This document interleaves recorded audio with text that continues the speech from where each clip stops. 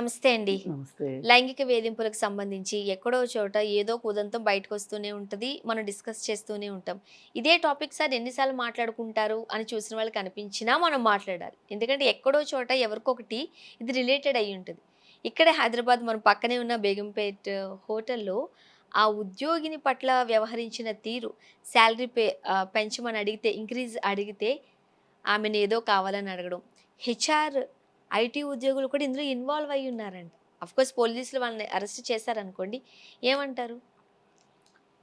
మనకి 2013లో పని ప్రదేశాల్లో లైంగిక వేధింపుల నిరోధక చట్టము అని చెప్పి హ్మ్. చట్టం వచ్చింది. పోష్ యాక్ట్ వచ్చింది. అయితే ఈ చట్టం తెచ్చినప్పుడు చాలామంది దీనిని చదువుకున్న మహిళలు చాలా తెలివైన వాళ్ళైతేనే కదా ఉద్యోగాలు కూడా వస్తాయి. ఈ మహిళలు ఈ చట్టాన్ని దుర్వినియోగం చేస్తారు అని చాలామంది మాట్లాడారు. హ్మ్. మాట్లాడి ఒకవేళ కేసు గనక తప్పు కేసు పెడితే మీకు కూడా శిక్షలుంటాయి. సరైన ఆధారాలతోటి మీరు కేసులు పెట్టాలి అని కూడా ఈ చట్టంలో ఉంది. సరే ఎనీవే ఆ చట్టం అయితే వచ్చేసింది. ఆ చట్టం ఏం చెప్తుంది అనంటే, పని ప్రదేశాలలో లైంగిక వేధింపులు అని అనుకున్నప్పుడు, ఆ ఆఫీస్‌లో అంటే కనీసం 15 మంది ఎంప్లాయీస్ ఉన్న ఆఫీస్‌లో ఒక ఇంటర్నల్ కంప్లెయింట్స్ కమిటీ, ఐసీసీ కమిటీలు ఉండాలి. ఈ చట్టం చెప్పే మొదటి ప్రిన్సిపల్ అది. హ్మ్. దాన్ని ఆ కమిటీలో ఆఫీస్‌లో పనిచేసే వాళ్ళు కొంతమంది, ఔట్‌సైడ్ ఎన్‌జీఓస్ కొంతమంది, కొంచెం సోషల్ యాక్టివిస్టులు ఇట్లాంటి వాళ్ళందరితోటి ఒక 5గురితోటి ఒక కమిటీ ఉండాలి అని చెప్తుంది. లేదు మరీ చిన్న ఆఫీస్ అనుకోండి, ఒక ముగ్గురితోటి ఒక కమిటీ కంపల్సరీ ఉండాలి అని చెప్తుంది. పైగా చెప్పేది కూడా ఎట్లా అంటే ఒక నోటీస్ బోర్డులో ఈ కమిటీ మెంబర్స్ పేర్లు, వాళ్ళ ఫోన్ నెంబరు కూడా రాసి పెట్టి ఉండాలి. అంటే ఖచ్చితంగా ప్రతి ఉద్యోగికి ఆ బోర్డు కనిపించాలి. హ్మ్. మహిళా ఉద్యోగులకి కనిపించాలి, పురుష ఉద్యోగులకి కనిపించాలి. ఎందుకంటే ఇప్పుడు ఓన్లీ మహిళా ఉద్యోగులకే ఈ పోష్ యాక్ట్ గురించి తెలిస్తే ఉపయోగం లేదు కదా! అసలు వేధింపులు ఎవరి వైపు నుంచి? పురుషుల దగ్గర నుంచి కదా వేధింపులు ఉంటాయి. ఈ పురుషులకు కూడా ఉండాలి అని. హ్మ్. అయితే ఈ ఐసీసీ లేకపోతే జరిమానా కూడా విధిస్తామని చెప్తారు. కానీ అవి ఎక్కడో ప్రభుత్వ రంగ సంస్థలైన ఆఫీసుల్లో మాత్రమే ఇది అవుతుంది. ఇంప్లిమెంట్ అవుతుంది. ఇంప్లిమెంట్ అవుతుంది. అంటే ఎల్ఐసి అంటే, లేకపోతే ఓఎన్జీసీ అంటే, లేదు పెద్ద పెద్ద యూనివర్సిటీస్‌లో అంటే, అట్లాంటి వాటిల్లో ఈ ఐసీసీ కమిటీలు ఉంటున్నాయి. అయితే మిగతా చోట్ల ఉండట్లా. హ్మ్.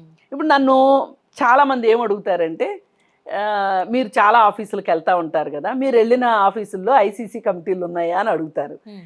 నేనైతే చెప్తానండి. ఉన్నాయని అయితే నేను అనుకోవట్లేదు అని చెప్పా. హ్మ్. నేనైతే చెప్తా. అంటే ఇట్లాంటి టాపిక్ వచ్చినప్పుడు ఐసీసీ ఉంటే మంచిది. ఎవరైనా ఒకవేళ కంప్లెయింట్ చేస్తే కూడా ప్రాబ్లమ్ అవుతుందని కూడా నేను చెప్తానండి అని చెప్తా.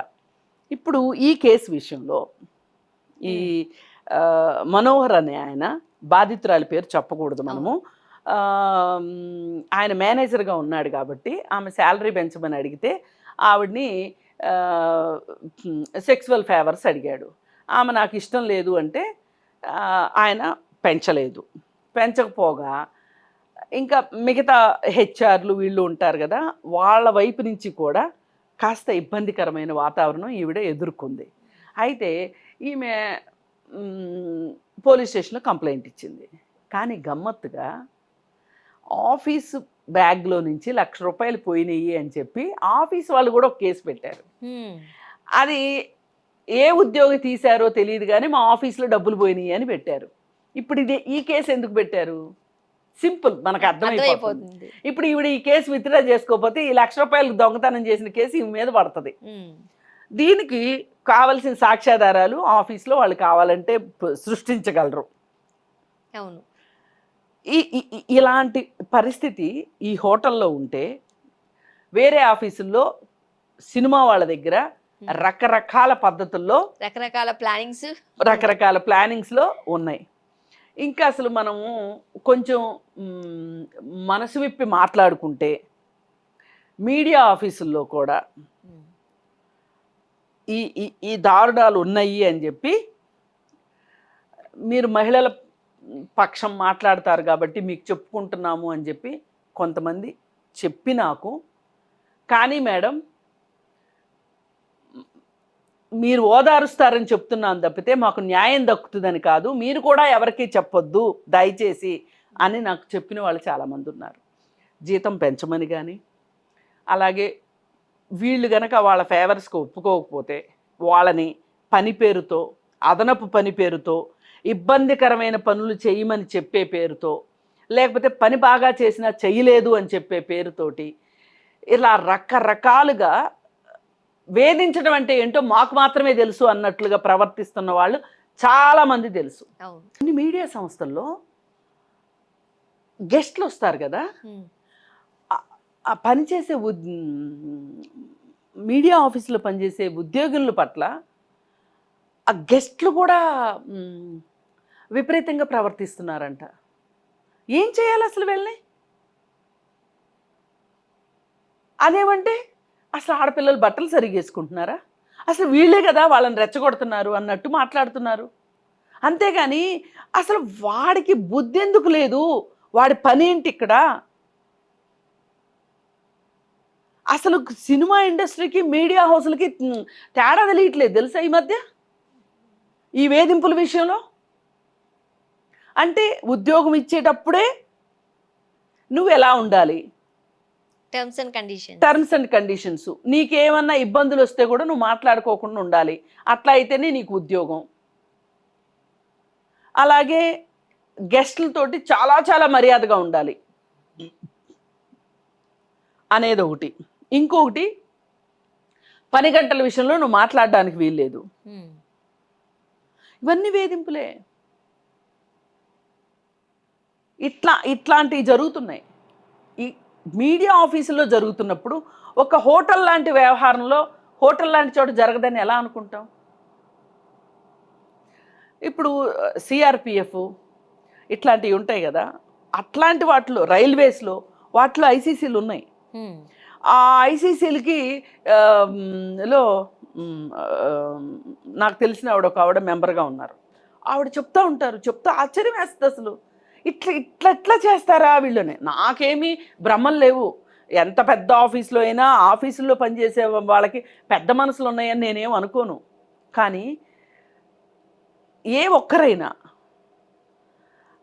నేను ఎలా అయితే ఎవరితోనైనా ఒక అమ్మాయితో ఎలా ప్రవర్తిస్తున్నాను, ఒక ఉద్యోగం కోసం వచ్చే అమ్మాయితోటి నేను ఎలా ప్రవర్తిస్తున్నాను అనేది, నా భార్య కనుక వేరే చోట ఎక్కడన్నా ఉద్యోగం చేస్తే నా భార్యకు కూడా ఇలాంటి వేధింపులు ఉంటే పరిస్థితి ఏంటి, రేపు నా కూతురు ఉద్యోగం చేస్తే నా కూతురుకు కూడా ఇలాంటి పరిస్థితులు ఉంటే ఏంటి.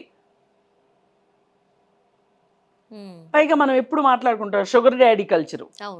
ఈ షుగర్ డాడీ కల్చర్కి దీనికి పెద్ద డిఫరెన్స్ లేదు. అవును, పేర్లు వేరంతే, పేర్లు వేరు అంతే, అర్థం అదే. అంటే ఫేవర్స్ అనమాట. నువ్వు నాకు నచ్చినట్లుంటే నీకు ఎక్స్ట్రా అవర్స్ డ్యూటీ ఉండదు, నీకు నువ్వు సెలవులు పెట్టుకోవచ్చు. అలాగే నీ జీతం ఎక్కువ ఉంటుంది. వైట్లో కొంత ఇస్తాము, బ్లాక్లో కొంత ఇస్తాము. ఇట్లా రకరకాలుగా ఈ వేధింపులు ఏవైతే ఉన్నాయో, ఈ వేధింపులకి ఈ పోష్ యాక్ట్ ఏదైతే ఉందో కనీసంలో కనీసం ఎంతో కొంత బాగా ఎడార్లో వెళ్తుంటే ఒక వయాసిస్ లాంటిది ఈ పోష్ యాక్ట్. దీనిలో ఈ ఐసీసీలు పెడితే ఇప్పుడు ఆమె పోలీస్ స్టేషన్కి వెళ్ళకోకుండా ఐసీసీ ఉందనుకోండి, ముందు అసలు ఐసీసీలోనే కంప్లైంట్ చేసేదిగా. ఇప్పుడు ఆ హోటల్ మీద కేసు పెట్టాల్సింది ఏంటంటే, ఇంకో కేసు అసలు ఐసీసీ ఎందుకు లేదని పెట్టాలి.